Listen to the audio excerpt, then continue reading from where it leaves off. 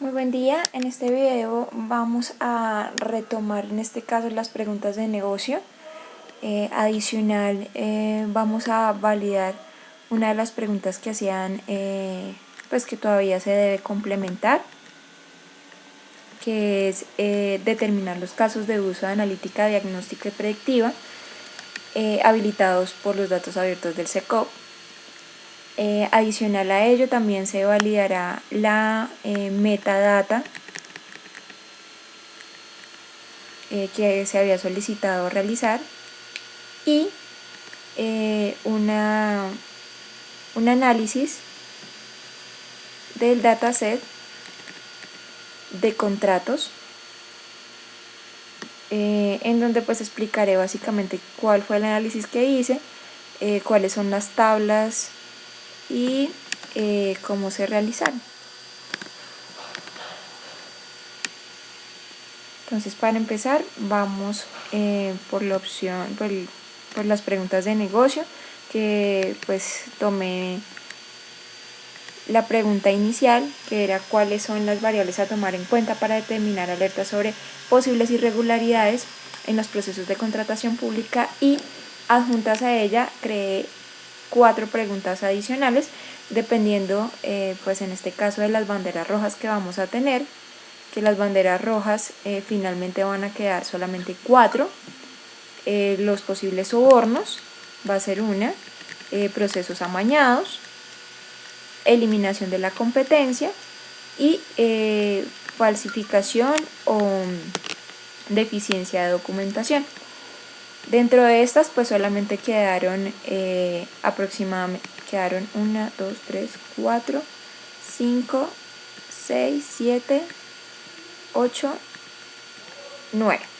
Quedaron 9 banderas, bueno, 4 banderas, pero subbanderas 9 de todas las que habíamos planteado anteriormente.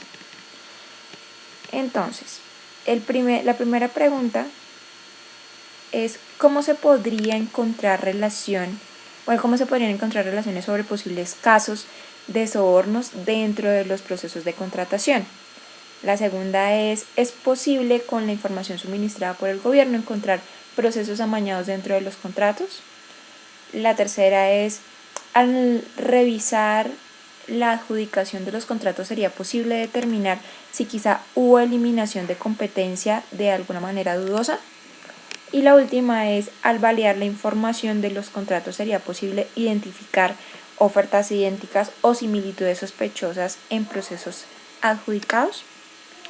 Entonces, aparte de ello, pues como les había dicho, también se validó nuevamente este ítem, que es desarrollar, determinar cuáles son los casos de analítica diagnóstica y predictiva habilitados.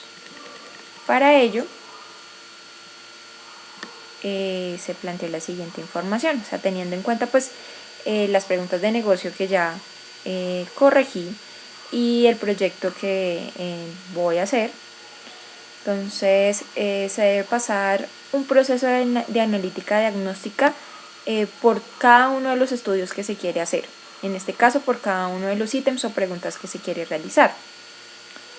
¿Por qué? Porque se deben hallar tendencias y relaciones que contextualicen nuestro escenario. Un ejemplo de esto es en la bandera roja de posibles sobornos.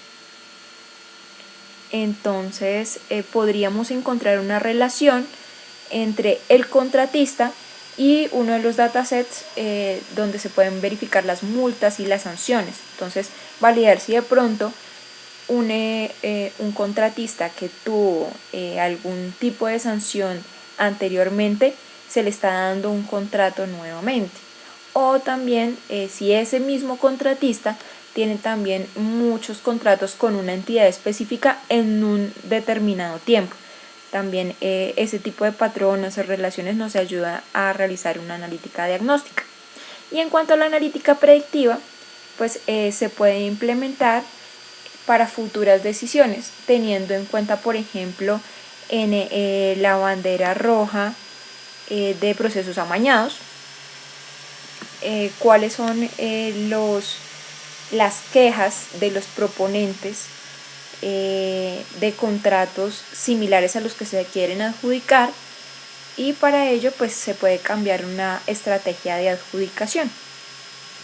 Entonces, por ejemplo, si está uno de los mismos proponentes o uno de los proponentes que ya se había ganado algún contrato similar, pues se puede verificar las quejas de todos los proponentes que hubo en proyectos similares.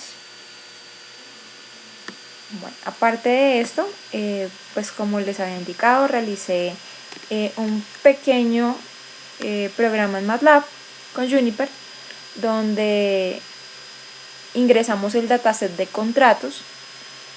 Para ello pues se lee el dataset. Solamente puse la información de las primeras 5 casillas porque pues este dataset realmente es demasiado extenso y pues no es necesario revisarlo todo, la verdad. Solamente lo puse para verlo aquí, pero pues lo importante es analizarlo. Entonces, para analizarlo, lo primero que hice pues fue cargar el dataset. Luego de ello realicé un conteo de cada una de las variables o de las columnas que tiene el dataset, que para mí son variables. En este caso validamos que no todas las columnas tienen el mismo número de filas correspondientes. ¿Por qué? Porque hay algunas que están en ceros, hay algunas que no se llenan, hay algunas que no son recurrentes en todos los contratos. Entonces, por esta razón, no todas las columnas tienen el mismo número de filas. Luego realicé una tabla de frecuencia en el tipo de proceso para validar cuál es el proceso que en este dataset tenemos por pues más recurrente. En este caso pues sigue siendo la contratación directa, como lo había dicho en la letra menuda.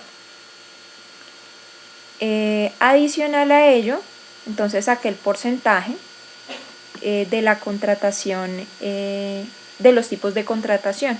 Entonces obviamente en el 59% todavía se encuentra la contratación directa, y por ejemplo la licitación pública está en menos del 1%. Acá pues se puede ver en una gráfica, una tabla de barras, en donde pues lo mismo que se había sacado en porcentaje es exactamente la misma información que está en la tabla de barras, aunque está un poco pequeña, no sé si la alcancen a ver. Luego de ello lo que hice fue una relación entre el tipo de proceso y los departamentos, por ejemplo, para poder encontrar en qué departamento es donde se realiza mayores licitaciones públicas.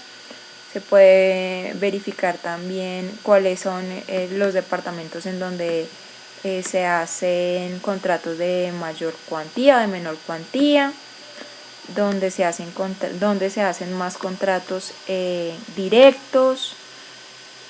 Toda esta información se puede encontrar en esta tabla. Acá están todos los tipos de proceso y pues todos los departamentos que tienen adjudicados en este momento contratos o que tuvieron adjudicados en algún momento contratos. Bueno, acá quería hacer una descripción estadística, pero pues realmente no me funcionó. Creo que estos datos no son relevantes. De hecho no los entiendo muy bien, pero la verdad no fue una buena idea hacer este comando. Acá pues tengo una tabla de frecuencia sobre el estado de los contratos, que pues son el estado del contrato puede ser activo, modificado, borrado, cancelado, terminado, cerrado, en aprobación. Entonces lo que hice fue pues una tabla de frecuencias para validar cuáles son el estado del contrato pues más vigente. Obviamente pues es el activo, hay un mayor número de contratos activos que de contratos cerrados en este momento. Y también realicé una relación entre el estado del contrato y el nombre de la entidad. ¿Esto para qué? Pues para validar qué tipo de entidades, qué entidades tiene estados de contrato, mayor estados de contrato cancelados, mayor estados de contrato cerrados, mayor estados de modificación de contratos, o cuál es la entidad que tiene más contratos vigentes en este momento. Entonces fue lo que quise hacer en este caso. pues realmente son muchísimas entidades. Acá igual está toda la información. Adicional a ello también lo que hice fue como hacer una tabla de frecuencias para validar el top 20 de las entidades que más tienen contratos o tuvieron contratos en algún momento con este comando. Entonces lo que hice fue evaluar la variable entidades dentro del dataset y pues hice un conteo de cuáles son las más recurrentes en este dataset. Estas son las 20 más recurrentes en contratos, en todo tipo de contratos. Y me pareció muy curioso que el municipio de Neiva, que realmente pues es un poco más pequeño que Medellín y que pues no tiene como digamos tanta infraestructura o pues que no sea como una de las ciudades más importantes del país, haya tenido tantos contratos. Eso sí me parece bastante curioso. Entonces pues esta fue como el análisis que hice. Solamente lo hice de uno de los datasets que me parece que es el más importante, que es el dataset de los contratos. Adicional a ello pues también hice la metadata.